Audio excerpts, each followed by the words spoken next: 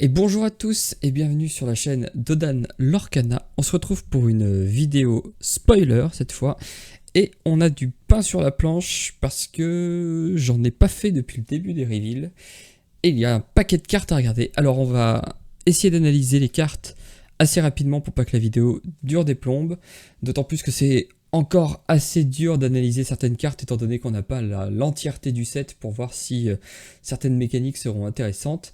On va essayer de faire au mieux, on va analyser ça assez rapidement pour pas que ça dure trop longtemps. Et voilà, on passe tout de suite au spoiler de la saison 3, les Terres d'encre. Et on commence avec un vieux spoiler que vous avez certainement vu, Peter Pan. C'est une 3-3 pour 4 qui lore 1 et qui dit qu'une fois par tour, quand ce personnage se déplace jusqu'à un lieu, vous gagnez le lore égal au lore du lieu. Donc pour l'instant, il semble qu'un deck vert-rouge lieu semble se dessiner. Donc cette carte risque d'être plutôt intéressante. On passe ensuite à Minnie Mouse 0-3 pour 1 et qui lore pour 1 et dont le texte dit que si elle est sur un lieu, elle gagne plus 2 d'attaque. Donc pour 1, ce serait une 2-3 qui lore 1. C'est plutôt pas mal étant donné que d'habitude ces stats-là sont plutôt réservés aux personnages qui coûtent 2. Bon, il va falloir payer le coût pour la déplacer en lore, pour la déplacer dans le lieu, mais ça peut être intéressant. Ensuite, on a le premier lieu qui avait été dévoilé. Donc pour 2 ancrables, la montagne interdite, qui dit donc qui est donc pour expliquer un peu les lieux, je pense que vous le savez déjà, mais il faudra payer 1 pour déplacer les personnages dans ce lieu, et le lieu a 6 de volonté, c'est-à-dire qu'il faudra lui infliger 6 de dégâts pour le détruire, et sinon c'est un lieu qui n'a pas de texte, mais qui vous rapportera un éclat de l'or au début de chaque tour. Un peu difficile à dire pour l'instant si ce sera vraiment fort ou pas. Il y a certains lieux qui ont l'air déjà très intéressants, après faut voir ce que ça va donner. Notamment, on a vu quelques cartes qui peuvent rendre les lieux assez intéressants, donc à voir. Ensuite, on enchaîne avec Porcinet pour 2, une 2-2 ancrable qui lore 1, et toujours pareil, cette mécanique... ah non, cette fois-ci, c'est si vous avez 2 personnages ou plus en jeu, ce personnage peut lorer 3. Donc on curve, ça, a priori, ce sera pas un personnage qui sera forcément très intéressant à jouer, quoique après on joue T1, on le joue lui T2 et T3, on joue à notre personnage et lui il leur pour 3. Donc si en fait on curve ça peut être un bon personnage pour des stratégies assez aggro, ça a l'air plutôt intéressant. Ensuite on a la première chanson du set, I've Got a Dream, j'ai un rêve, une chanson pour 2 ancrables qui se chante avec un personnage coûtant 2 ou plus. Vous pouvez redresser un personnage que vous possédez à un lieu et il ne peut pas lorer pour le reste du tour. Par contre, vous gagnez l'équivalent en lore de ce que vous propose de gagner le lieu. Donc comme on l'a vu tout à l'heure avec le Peter Pan, rouge-vert, il y a quelque chose à faire. Rouge-vert lieu, il y a quelque chose à faire. Ensuite, on enchaîne avec Mama Audi, une 3-6 qui lore 2 pour 6 non ancrable, mais qui a un effet, ma foi, fort intéressant puisque ça dit que à chaque fois que ce personnage part en quête, vous pouvez déplacer 2 jetons dommages d'un de vos caractères d'un de vos personnages sur un personnage adverse. Donc ça, j'ai un peu l'impression que c'était là pour contrebalancer la mécanique résistance au cas où celle-ci aurait été trop puissante. C'est toujours intéressant de pouvoir déplacer 2 dommages, c'est une nouvelle forme de soin qui ne passe pas par du jaune, donc une forme de soin en violet qui en plus blesse les personnages adverses. Ça peut être assez intéressant, à voir si elle trouvera une place. Trop tôt pour le dire. Ensuite on a Wendy Darling, une super rare 3-1 qui lore 2 pour 3 ancrables, qui est hors d'atteinte et qui a support. Le gros défaut de cette carte, évidemment, c'est qu'elle a 1 de volonté. Donc ça peut la rendre assez facile à tuer, notamment avec un Robin des Bois qui s'engage, enfin avec n'importe quel ping en fait que vous pouvez faire. Le fait qu'elle est... Ah bah non, parce qu'elle est hors d'atteinte.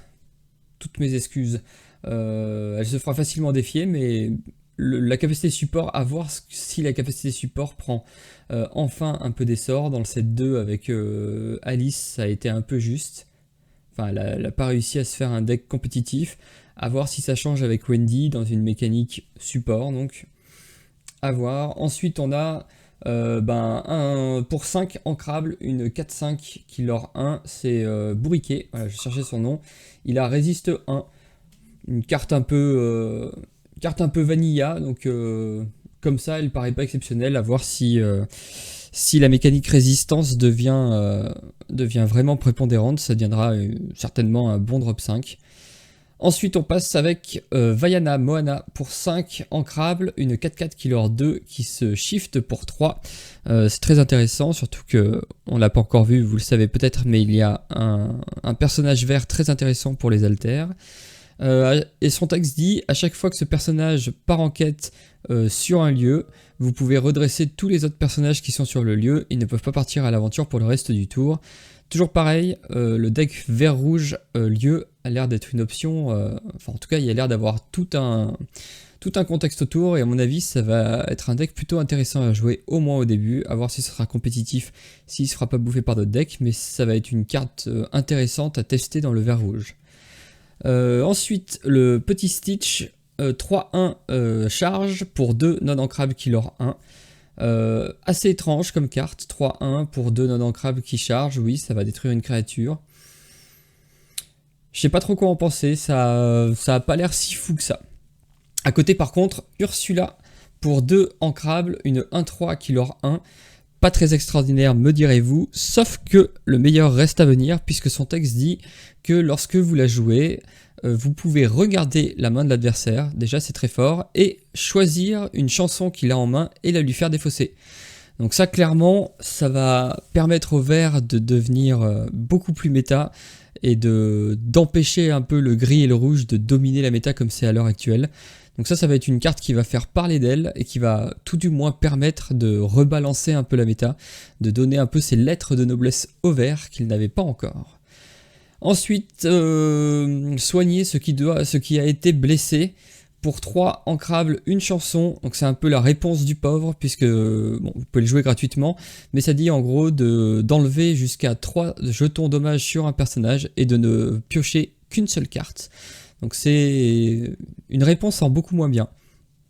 À voir, ça pourra peut-être être joué en substitut à réponse pour éviter de payer certains decks une blinde pour avoir ces réponses. Ensuite, juste à côté, on a Distract pour 2 ancrables, une action qui dit que le personnage ciblé voit sa force diminuer de 2 pendant ce tour, et vous piochez une carte. Alors pour 2, on pioche une carte, c'est pas si mal, l'effet d'à côté semble un peu anecdotique. À voir donc, ça me paraît pas incroyable. Le chapeau du sorcier, un item rare pour 2 ancrables, dont le texte dit: si vous l'engagez et que vous payez 1, vous pouvez nommer une carte, révéler la carte du dessus de votre bibliothèque. Si c'est la carte que vous venez de nommer, vous pouvez la piocher, sinon vous la remettez sur le dessus de votre deck. Ça peut être pas mal, pour l'instant en tout cas, on n'a pas trop de moyens de jouer avec la carte du dessus de sa bibliothèque, de toujours la révéler. Bon, alors il y a bien le chaudron d'Ursula, il y a bien Yzma aussi du premier set, il y a quelques cartes qui permettent de connaître la carte du dessus. Si ça procure un avantage certain, c'est sûr que ça sera pas mal de, pour piocher la carte qu'on vient de dévoiler, ça pourrait être pas mal. J'attends de voir, pour l'instant, ça me paraît pas incroyable. Ensuite, première légendaire, et quand je vous disais que le vert rouge allait être très fort, cette carte risque d'y contribuer pour beaucoup. On a un Jim Hodkins pour 5 ancrables, une 4/4 Killer 2, dont le texte dit que quand vous jouez ce personnage, vous pouvez jouer un lieu dont le coût vaut 4 ou moins gratuitement, et en plus, lorsque vous jouez un lieu, ce personnage peut se déplacer dans le lieu gratuitement. Et vous allez le voir, il y a un lieu vert qui paraît très très fort et très intéressant. Donc, tour 5, on devrait pouvoir jouer un Jim Hodkins et commencer à faire des petites dingueries avec les lieux. Ensuite, le Picsou, carte qui était attendue par certains, de voir enfin entrer dans l'Orcana Picsou, l'oncle Picsou. C'est une super rare, 3-5, Killer 1 pour 5, non ancrable malheureusement. Son texte dit que durant votre tour, ce personnage gagne insaisissable, il pourra donc défier les personnages insaisissables. Et surtout, pendant votre tour, si ce personnage réussit à bannir un autre personnage, vous pourrez jouer un item gratuitement. Ça fait maintenant 3 sets qu'ils essayent de pousser pour la mécanique objet. Est-ce qu'elle va enfin être compétitive ? On va voir, en tout cas il y a un objet que je vais vous montrer qui semble aller dans ce sens-là, que la mécanique objet va peut-être enfin devenir méta. On verra plus tard. Sinon, le gros problème de cette carte, c'est qu'elle est non ancrable. 3-5, c'est des stats acceptables. Ça va chercher les bons personnages insaisissables qu'on a actuellement, notamment la mini rouge surfeuse. Est-ce que ça sera suffisant pour être joué si la mécanique item ne marche pas? Je ne pense pas. À voir. Ensuite, on a un autre lieu, c'est le deuxième d'ailleurs, c'est deuxième lieu que des spoilers, c'est Maui Place of Exile. Pour 2 ancrables, c'est très bien, les lieux ont l'air d'être pour l'instant tous ancrables. Coût de déplacement des personnages 1, volonté 5. Les personnages dans ce lieu gagnent résiste plus 1 en gris. Donc oui, ce lieu-là a l'air plutôt pas mal. Un bon lieu défensif en gris. Si on arrive à y placer des personnages qui ont déjà résiste 2 comme une Tiana qui commence un peu à faire parler d'elle en cette fin de méta, ça peut commencer à devenir un peu embêtant pour l'adversaire. Je pense que c'est un bon lieu. Il sera joué en tout cas s'il y a des decks qui jouent sur la mécanique résiste, évidemment que ce lieu sera joué. Ensuite on a Pongo et les 101 Dalmatiens. Alors Pongo c'est une super rare pour 3 ancrables, 3-2 qui l'or pour 1 et qui dit que une fois par tour vous pouvez payer 2 pour regarder la carte du dessus de votre bibliothèque. On se rappelle du chapeau de sorcier. Si c'est un personnage, vous pouvez l'ajouter à votre main, sinon vous pouvez le mettre en dessous de votre deck. Donc oui, en fait, peut-être que ça combote pas vraiment avec le chapeau de sorcier. En tout cas, ça peut permettre de regarder pour 2 la carte du dessus, payer 1 pour la piocher si c'est pas un personnage. C'est peut-être un peu cher en effet, mais en tout cas ce personnage il va très bien comboter avec le thème. Dans le set 2 on avait les nains, dans le set 3 on aura les 101 dalmatiens, puisqu'ensuite on a 4 cartes bébé dalmatien qui bougent la queue, donc c'est des 2-3 pour 2 ancrables qui leur 1. Et le texte dit que vous pouvez avoir jusqu'à 99 copies de ce personnage dans votre deck. Ça fait des decks full Dalmatian Puppy. Fort ou pas, je sais pas. On verra. En tout cas, les illustrations sont super mignonnes. Mention spéciale au petit Dalmatien qui veut jouer. Ensuite, on a Jetsam et Flotsam. Elles vont toujours de pair. On les avait vues dans le set 1 avec leur version violette. Alors moi, ça me fait penser un peu à la mécanique Slivoid dans Magic, en un peu moins pété, puisque le Jetsam donne ses capacités au Flotsam et le Flotsam donne ses capacités au Jetsam. Et cette fois-ci, on a donc Jetsam, 2-2 pour 3 ancrables, qui leur 2, qui est hors d'atteinte et qui donne à Flotsam hors d'atteinte, à tous vos personnages Flotsam hors d'atteinte. Ça me paraît fort. Pour l'instant, est-ce qu'on a assez de Jetsam et Flotsam pour que ça soit viable? Non. Est-ce qu'à terme, on aura des Jetsam et Flotsam dans plein de couleurs enfin, pas dans toutes les couleurs non plus, sinon ce sera pas jouable, mais si on en a plusieurs itérations dans chaque couleur, est-ce qu'on pourra monter un deck à thème Jetsam Flotsam? J'aimerais bien, c'est une mécanique que je trouve intéressante, j'ai toujours bien aimé les Slivoid dans Magic, il n'y a pas de raison que ça change. Donc voilà, Jetsam plutôt forte, qui donne hors d'atteinte à tous vos Flotsam, et ensuite on a Flotsam, qui lui est 5-2 pour 3 non ancrables, donc les deux sont ancrables, c'est très intéressant, qui l'or pour 2, et qui donne à tous vos Jetsam 3 d'attaque, donc en fait on se retrouverait, si on joue les deux, juste les deux en vert, des 5-2 hors d'atteinte, qui l'or 2 ou 1. Plutôt pas mal, pour 3. Je trouve que c'est plutôt fort, ça permet de choisir si on veut trade avec certains, et enfin je trouve ça fort. Ensuite on a les neveux de l'oncle Picsou, Riri, Fifi, Loulou. Alors excusez-moi, je ne sais pas lequel est lequel, mais en gros on va commencer par Louis. Pour 4 ancrables, une 3-4 qui leur 2, qui a support. Alors on va voir si la mécanique support devient une mécanique jouable dans le set 3. Ça pourrait être intéressant, en tout cas sinon pour 4, une 3-4 qui leur 2, qui a support. C'est pas des stats si mauvaises, donc plutôt intéressante. Ouais, je suis pas convaincu tout seul que ce soit joué. Ensuite on passe à Doui pour 3 ancrables, une 2-3 qui leur 2, qui a support aussi. Donc on voit un peu le pattern, hein, c'est tour 2, tour 3, tour 4. Le problème c'est que la tour 2 c'est la plus intéressante, puisque c'est celle qui fait autre chose que donner du support. C'est une 2-2 qui leur 1 pour 2, qui a support, et surtout qui dit que quand ce personnage part en quête, Si vous avez Lili, Riri et Fifi sur le terrain, vous allez piocher 3 cartes. Si on arrive à faire l'effet, c'est sûr que c'est très fort. Ça veut dire qu'on l'ore pour 5 et... Enfin, pas forcément, non, pas forcément. On va l'orer pour 3 parce qu'on va dire que lui, on le pose sur le tour. On l'ore pour 3, on pioche 3 cartes. C'est plutôt fort. On enchaîne ensuite avec le lieu vert qui me donne envie et qui donne, je pense, à tout le monde envie de tester le vert rouge lieu. C'est le lieu Fang pour 4 ancrables, 2 pour déplacer vos personnages, 6 de volonté, 2 de l'or s'il vous plaît. Et surtout qui dit que les personnages dans ce lieu gagnent hors d'atteinte et insaisissables. Ça paraît monstrueux avec le Jim Hawkins. Vous allez pouvoir T5 jouer le Jim Hawkins, le déplacer dans ce lieu. Et si l'adversaire ne gère pas le lieu, ça peut être un peu... Je sais pas si ce sera compliqué, mais en tout cas vous avez une 4-4 qui lord 2 et qui est ward et évasive. Donc ça paraît très fort. Ensuite on a les 2 cartes qui se ressemblent. Je pense qu'on en aura un dans chaque couleur. Pour un ancrable, un lieu, 1-4. Donc 1 pour déplacer un personnage dedans, 4 de volonté. Killer 1, dans des stratégies potentiellement aggro, ça peut être intéressant, c'est peut-être mieux à jouer qu'une 2-2. Là au moins pour 4, enfin l'adversaire va devoir infliger 4 de dégâts pour vous empêcher de l'aurer 1. Ça peut paraître pas trop mauvais dans une stratégie aggro, à voir s'il y aura des cartes qui ciblent spécifiquement les lieux. Je crois qu'il y en a d'ailleurs, qui ont été révélées très récemment.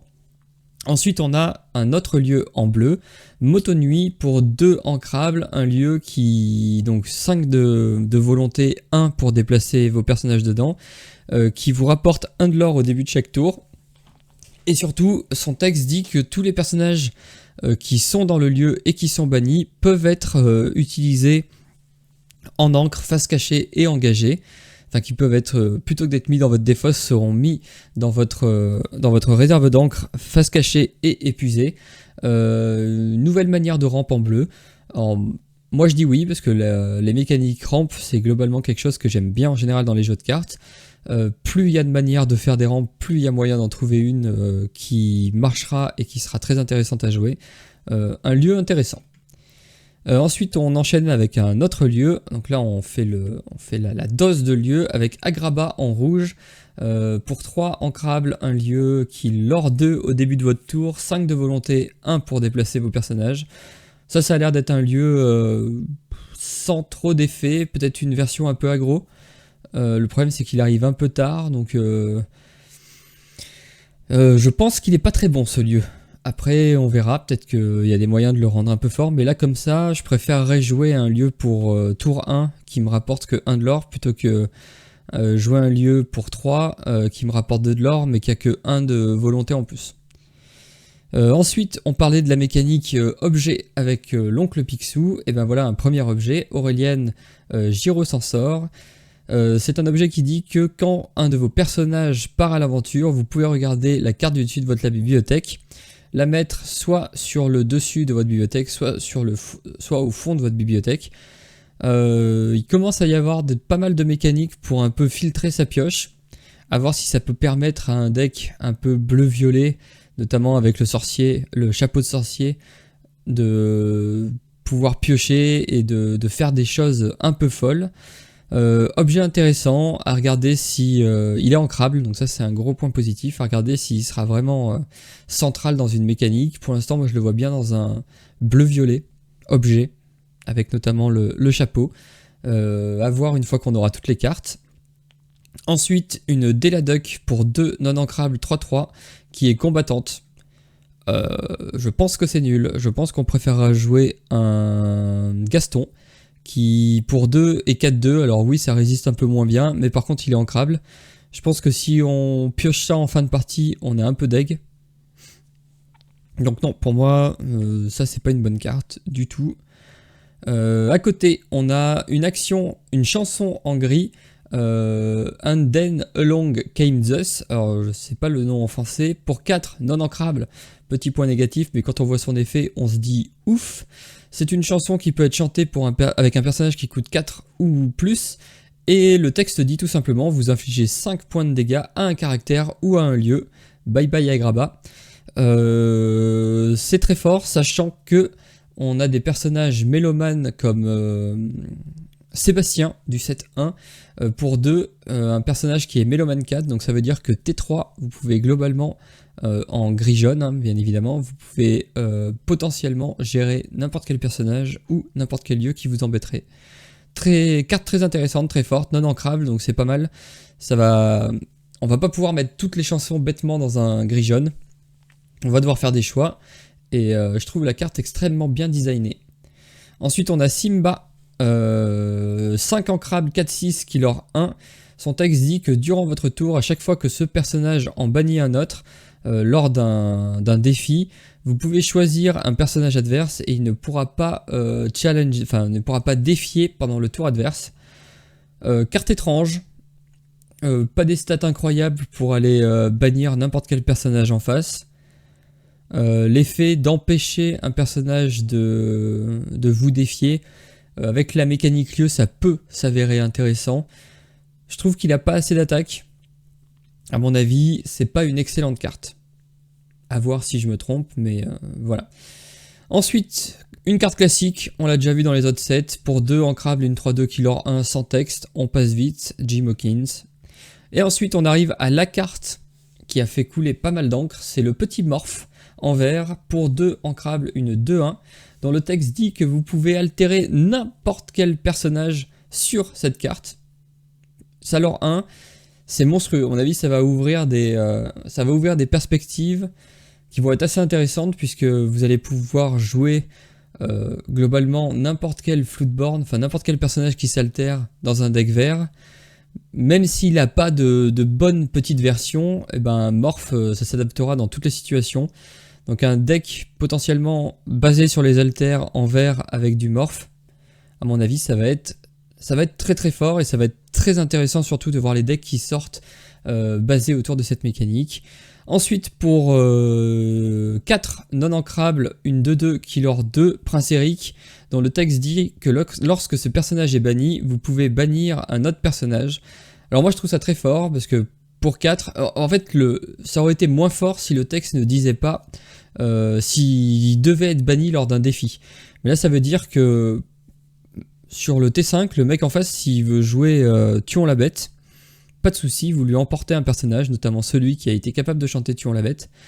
Ouais, moi je trouve que c'est une carte très intéressante qui va venir renforcer le côté contrôle du rouge en proposant un contrôle moins agressif que je te bannis ce personnage. Là vous allez pouvoir en même temps l'aurer, en même temps protéger un peu, dire à l'adversaire fais attention à ce que tu fais. Ça peut notamment complètement retourner les Tremaine, les Madame de Tremaine. Carte très très bien designée, super rare. Impatient de voir ce qu'on va pouvoir en faire. Ensuite on passe à Fée Clochette en bleu pour 5 ancrables, une 3-4 killer 2, dont le texte dit à chaque fois qu'un de vos objets est banni, vous pouvez à la place de mettre cet objet dans votre défausse, mettre cet objet dans votre réserve d'encre face cachée et engagée. Encore une nouvelle mécanique rampe qui cette fois se sert des objets. Donc à voir, il y a moyen que les decks objets deviennent assez redoutables. C'est pas extraordinaire pour une super rare, mais encore une fois, des différentes façons de ramper, moi je trouve ça assez intéressant. Ensuite pour 5 ancrables, Audrey Ramirez, une 2-5 killer 2 qui est hors d'atteinte, très très bon mot-clé. Et qui a pour texte, lorsque ce personnage part en quête, vous pouvez redresser un de vos objets. Toujours pareil, si on a des objets et on en a un qui paraît intéressant avec ça, Salor 2, ça permet de redresser un objet et potentiellement de faire pas mal de choses avec ces objets. Très bonne carte, très intelligemment designée, j'aime beaucoup, en plus elle est hors d'atteinte, donc une fois, si jamais par exemple vous la jouez dans un bleu-rouge avec les boucliers de vertu, vous pouvez la redresser et globalement elle est hors d'atteinte, donc c'est très bonne carte, je pense qu'on la verra dans pas mal de decks qui ont des synergies objets. Et ensuite on arrive aux 2 objets, notamment celui-là, on va commencer vite fait par le talisman sumérien pour 3 ancrables.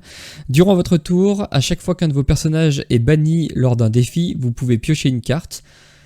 Sur le papier ça a l'air bizarre, après on se rappelle qu'il y a le Sherkan et la reine de cœur rouge permettent, enfin qui se basent en tout cas sur les défis sur le board. Donc en gros, ça peut être plutôt intéressant si on a un deck qui a vocation de combattre.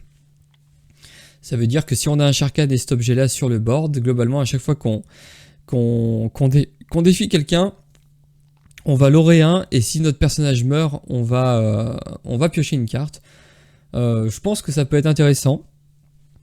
Il risque d'y avoir quelques decklists qui vont essayer d'abuser de cet objet, à voir si, encore une fois, le fait de défier le board est plus intéressant que de l'aurer. On va voir. Objet intéressant, pas forcément pété, mais intéressant. Et ensuite, on a la première carte légendaire qui n'est pas un personnage, mais qui est un objet. Il s'agit du premier sou de Picsou. Pour 7 non ancrables, c'est extrêmement cher, mais attendez de voir le texte. C'est plutôt intéressant. Vous l'engagez, vous payez 2, vous gagnez tout simplement des éclats de l'or égales à la valeur de l'or du personnage. Encore une fois, avec par exemple Audrey Ramirez, ça peut permettre de faire des gros boosts de l'or. On a notamment le Picsou du coup qui pourrait le jouer gratuitement. Il y a quelque chose à essayer. Après, est-ce que ce sera méta? On ne sait pas. En tout cas, je suis content de voir une carte légendaire qui n'est pas un personnage. Ensuite, on enchaîne avec Milo Touch et Kida, qui sont des cartes assez classiques. Pour 1 ancrable, une 2-2 qui leur 1 sans aucun texte.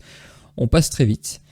Ensuite, on a le cœur de l'Atlantide, l'espèce de grosse lanterne pour 4, non ancrable. Vous pouvez engager cet objet et payer 2 de moins pour jouer un personnage pendant ce tour. Je pense qu'il vaut mieux jouer des lanternes. Je pense que ça, c'est un peu trop lourd et un peu trop gros. À mon avis, c'est un faux bon item. Ensuite, on a Helga Sinclair pour 3 ancrable, une 2-4 qui devient 4-4 lorsqu'elle défie un autre personnage. Personnage plutôt défensif. On est habitué au Prince Eric, si je me trompe pas, qui devient 3-3. Prince Eric, ça coûte 2. Non, ça coûte 2, oui. Donc en fait, c'est la ligne, la droite tradition du gris, avec je perds mes mots, avec le Capitaine Crochet, le Prince Eric et Helga Sinclair. Des cartes plutôt défensives. Est-ce qu'on en a vraiment besoin à partir du T3 en gris? Je sais pas, peut-être pas si extraordinaire que ça. Ensuite, on a encore un Milo Touch en rouge cette fois, 2-2 pour 2 ancrables qui leur 1. Si ce personnage est sur un lieu, il devient une 4-2. Donc un espèce de mini Gaston qui pourra en plus l'aurer si il est sur un lieu. Donc à voir si la mécanique lieu est très forte. Milo Touch pourrait être très intéressant. Ensuite, on a Lyle Tiberius Rourke pour 3 non ancrables, une 2-4 qui leur 1, dont le texte est plutôt intéressant. C'est une super rare, c'est un vilain aussi.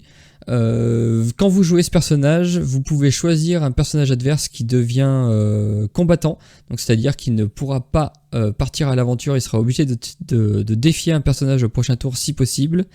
Et la deuxième partie du texte, parce qu'il n'y aurait que la première, ce serait pas incroyable, la deuxième partie du texte dit que à chaque fois qu'un de vos autres personnages est banni, tous les adversaires défaussent un de l'or. Design très intéressant, vous obligez le joueur adverse à défier vos personnages et vous pouvez potentiellement lui faire perdre du lore en faisant ça. Design intéressant, il est non ancrable, à voir. Les personnages non ancrables, il faut vraiment qu'ils aient des synergies, des mécaniques qui sont très impactantes pour être jouées. Est-ce que en vert, le fait de faire perdre du lore à l'adversaire, ça va permettre de gagner des parties? À voir, moi j'aimais bien cette idée-là avec le Mickey vert par exemple du premier set, le génie aussi qui n'a jamais été joué. À voir si cette partie sombre du vert peut enfin émerger. Et ensuite on enchaîne avec la carte que tout le monde attendait et que tout le monde pressentait, l'espèce de board swipe qui n'est pas du gris ou du rouge mais qui est en vert. C'est Milo Touch pour 7 non ancrables, c'est très cher, qui s'altère pour 4. On se rappelle du petit morph qui peut être très intéressant, une 4-4 qui leur 3, oui c'est énorme, et surtout lorsque ce personnage est banni, que ce soit lors d'un défi ou pas, c'est important, vous allez pouvoir remonter tous les personnages dans la main adverse. Alors oui, c'est pas aussi puissant qu'un Soyez Prête, parce que et ben s'il a des personnages, notamment des Tremaine, des Maléfiques ou ce genre de choses, il va les remonter, il va pouvoir reprofiter de leur effet. Mais quand même, ça peut faire des beaux resets de board, ça peut être dans une stratégie tempo, ça peut être plutôt intéressant. Moi j'aime bien. Je trouve qu'elle est bien designée, elle est pas trop pétée, et en même temps ça peut faire mal. Ensuite on a une autre chanson, Friend Like Me en bleu, pour 5 ancrables, toujours intéressant d'avoir des grosses chansons qui se chantent. Les chansons pour 5 sont en général plutôt pas mal. Et celle-ci est assez étrange, mais il y a moyen que ça devienne très très fort. Enfin, c'est des cartes vraiment à surveiller. Elle dit que tous les joueurs, vous y compris, l'adversaire y compris, mettez les 3 cartes du dessus de votre deck dans votre réserve d'encre face cachée et engagée. Alors le gros point noir, c'est que c'est l'adversaire qui va profiter des 3 encres en plus en premier. Par contre, toujours pareil, si votre deck est designé autour de cette carte, ça peut vraiment faire des vilaines choses. Donc toujours pareil, à surveiller, ça se trouve, en fait c'est le genre de carte qui sera soit jouée dans tous les decks bleus, soit qui sera prépondérante dans un archétype en bleu, soit des cartes qui tout simplement n'existeront jamais dans la méta. À surveiller donc. Ensuite on a la Maison de Belle, un lieu pour 1, donc qui n'est pas une 1-4 comme on a vu, mais qui est une 2-6 très lourd à déloger, 6 au tour 1 ça peut être pas mal. Par contre, il faudra payer 2 pour déplacer vos personnages dedans. Et le texte de ce lieu dit que si vous avez des personnages dans ce lieu, vous pouvez payer 1 de moins pour jouer vos items. On a quand même beaucoup de nouveaux outils pour faire en sorte d'avoir un deck objet, donc bleu plus une autre couleur, qui puisse être vraiment viable. C'est très intéressant comme lieu. À voir si encore une fois les decks objets auront une place dans la méta ou pas, mais s'ils ont une place dans la méta, je pense que ce lieu là pour 1, ça veut dire que globalement pour 1, ah non parce que vous n'aurez pas de personnage, mais ça veut dire que vos glaces à l'eau pourront être jouées gratuitement dès lors que vous avez déplacé un personnage dans ce lieu. Moi je trouve ça pas mal, je trouve ça intéressant, après à voir si ça se fera une place. Ensuite on enchaîne avec Bernard de Bernard et Bianca, une 1-5 pour 4 ancrables Killer 2. Et c'est une sorte de nouveau rempart puisque le texte dit à la fin de votre tour, si ce personnage est engagé, vous pouvez redresser un personnage que vous contrôlez. Moi je trouve ça fort. À voir si on aura vraiment envie de protéger certains personnages. Je pense que oui, je pense que ça pourra toujours se trouver une petite place, ou du moins elle sera testée, c'est sûr. Pas comme certaines cartes qu'on a vues. Je pense que c'est une carte avec une nouvelle mécanique, même si elle n'a pas de nom à proprement parler, une nouvelle mécanique qui peut être très intéressante, puisque vous l'aurez 2 et vous protégez un de vos personnages. Ensuite, en vert rouge, une action qui a l'air délicieuse pour 1 ancrable, vous pouvez bouger jusqu'à 2 de vos personnages dans le même lieu gratuitement. Alors on a vu le lieu Fang, on peut même penser au lieu d'en dessous avec la Maison de Belle.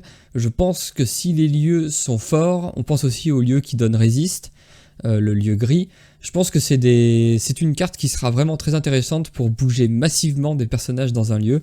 Surtout que là pour 1, si vous voulez mettre des personnages dans la Maison de Belle, vous économisez 4, vous payez 1 au lieu de 4, donc ça peut être très intéressant. Encore une fois, si les lieux sont forts, je pense que ce sera une très bonne carte action qu'on verra dans tous les decks rouges qui jouent des lieux. Ensuite, un objet en vert, la carte de la planète au trésor pour 3 ancrables. Un objet qui dit que lorsque vous l'engagez, vous pouvez payer 1 de moins pour le prochain lieu que vous allez jouer. Et vous payez 1 de moins pour bouger tous vos personnages dans les lieux. Donc encore une fois, le 7-3 arrive avec des lieux et beaucoup de cartes qui jouent autour des lieux. Ça va changer la méta à coup sûr. Donc un objet encore une fois très intéressant. Si en gris où les cartes qui s'associent bien au gris, on a des lieux qui sont très intéressants et dont on veut jouer autour, je pense que cet objet sera joué. Donc un objet intéressant. Ensuite, une grosse carte, je trouve, en vert, pour un non ancrable, une 0-1 Killer 2, et qui dit que à chaque fois que ce personnage est banni, chaque adversaire choisit une carte et la défausse. Donc en gros c'est un Flynn Rider au tour 1, qui lui est non ancrable par contre, mais À voir si le fait qu'il arrive un tour plus tôt soit mieux que l'autre Flynn Rider qui lui s'ancre. Mais globalement, ça vient renforcer l'archétype discard. Ou même dans tous les cas, je pense que début de la partie, l'adversaire il aura le choix entre vous laisser prendre le large en termes de lore ou défausser une carte. C'est toujours un choix pénible pour l'adversaire, donc c'est toujours une carte qui paraît intéressante à jouer. Ensuite, pour 4 ancrables, on a le Volt d'or, donc je sais pas la traduction, mais en gros c'est un objet qui dit que vos lieux et les personnages qui se trouvent dans vos lieux ont résiste +1. Ça commence à faire pas mal d'objets qui sont plutôt forts. Les lieux commencent aussi à avoir plein de manières d'être joués. 4 ancrables, un objet, je pense que ça peut valoir le détour. À voir si, encore une fois, donner résistance à vos lieux est intéressant. Je sais pas, voir, mais j'aime bien le design de la carte, j'aime bien comment il s'amuse autour de cette mécanique des lieux. En plus, c'est ancrable, donc si jamais c'est pas prépondérant, si jamais c'est juste un plus, ça peut toujours être un objet qui peut être intéressant à être placé ici. Ensuite, on a Shenzi, la hyène du roi lion, pour 4 ancrables, une 0,6 qui leur 1. Son texte dit que, alors, je crois que c'est qu'elle a +3 d'attaque lorsqu'elle attaque un lieu. Donc c'est plutôt pas mal. Ensuite, si elle attaque un lieu... Alors attendez, je vais juste chercher la traduction, ce sera plus simple. Parce que j'ai pas envie de vous dire de bêtises. Donc c'est ça, Wild this character... Ah non, c'est quand ce personnage est dans un lieu, elle gagne +3 d'attaque. Et tant que ce personnage est dans un lieu, à chaque fois qu'un personnage défie un autre personnage, vous pouvez piocher une carte. Donc ce personnage sera utile uniquement s'il est dans un lieu. Donc si la mécanique lieu est forte, ce sera pas mal puisqu'on aura une 3-6 pour 4 qui leur 1 et qui permet de piocher à chaque fois qu'un personnage défie un autre personnage. De la pioche en verre, on n'en avait pas trop de mémoire, on n'en avait pas beaucoup. Donc nouvelle manière de piocher en verre, moi je trouve ça très intéressant. Ensuite on a un Yago avec une illustration qui est très jolie.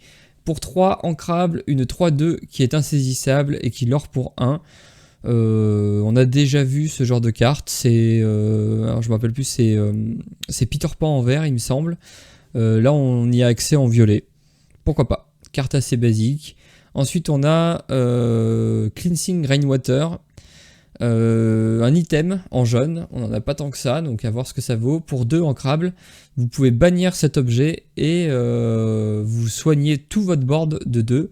On se rappelle de la carte qui permet de, lorsque vous bannissez un objet, de le mettre face cachée dans votre encre. Pourquoi pas un deck rampe bleu-jaune objet, ça peut être intéressant. Ensuite on a un nouveau lieu, cette fois qui est non ancrable d'ailleurs, un lieu non ancrable pour 8 de volonté. C'est assez énorme, 1 de l'or au début de chaque tour, ça vous coûtera 2 pour déplacer les personnages à l'intérieur. Le texte a l'air plutôt fort, les personnages... les personnages qui sont dans ce lieu ne peuvent pas être défiés quand ils sont dans ce lieu. Ça peut être fort, après ça coûte un peu cher de déplacer les personnages dedans. À voir s'il y a vraiment des personnages que vous avez envie de protéger. En gros c'est une sorte de rempart ++, puisque vous allez pouvoir partir à l'aventure. Les personnages, l'adversaire va devoir détruire le palais de Tiana avant de pouvoir accéder à vos personnages. Je l'imagine plus dans un deck aggro. Vous allez vouloir, une fois que vos remparts seront tombés, vous allez déplacer tous vos personnages dans le palace de Tiana. Et l'adversaire va de nouveau devoir faire face à un mur avant de pouvoir vous empêcher de l'aurer. Lieu intéressant, plutôt orienté aggro j'ai l'impression. Ensuite on a Don Massacre pour 5 ancrables, une 4-4 qui leur 2 et qui est insaisissable. Pareil, carte assez classique, on avait la même version en rouge avec Pongo ou Tigrou, je sais plus. Mais voilà, voir la même carte en vert, ça peut offrir des possibilités de deck build qui sont assez intéressantes. Ensuite à côté on a la Reine de Cœur que je trouve moi très intéressante. Pour 3 ancrables, une 3-3 qui leur 1.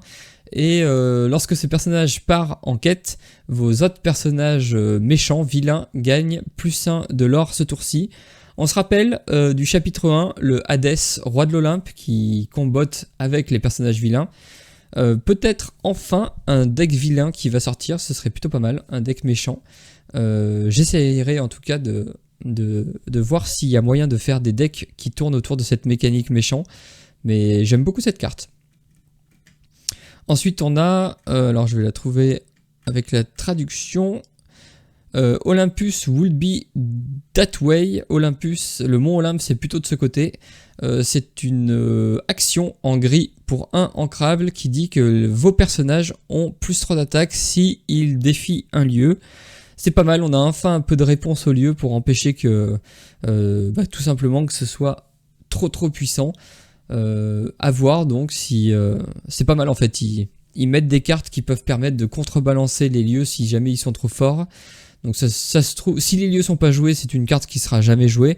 Par contre, si les lieux sont forts, notamment dans certaines couleurs, peut-être dans le vert rouge, le gris pourra peut-être se défendre. Enfin, c'est intéressant d'avoir une couleur qui pourra venir un peu chasser les decks lieux. Très intéressant. Et ensuite, Robin des Bois pour 6 ancrables, une 4-5 qui lore 4. On n'avait pas vu ça depuis le Mickey Mouse du premier set, qui lui en plus était insaisissable. J'adore le design de la carte, j'adore l'artwork, magnifique. Peut-être qu'on va pouvoir voir la Reine Verte, que j'aime beaucoup, être du coup plus intéressante, puisque il lore pour 4, c'est quand même énorme si on arrive à le défausser. Moi j'ai toujours dans un coin de ma tête le deck que j'avais essayé de faire début du set 2, à savoir avec les Blanche-Neige, les Hadès et la Reine Verte, un deck un peu réanimation. Je me dis que cette carte elle pourrait s'y inscrire parfaitement dedans. Voilà, on a enfin rattrapé notre retard sur les spoilers. J'espère que ce genre de vidéo vous plaît. Si c'est le cas, n'hésitez pas à commenter, liker, partager, notamment si vous n'êtes pas d'accord avec certaines de mes analyses de cartes, ou si vous avez une vision d'utilité d'une carte que je n'ai pas eue dans cette vidéo. Je serais ravi de vous lire. Et quant à moi, en tout cas, je vous souhaite une excellente journée, soirée, et je vous dis à bientôt. Salut!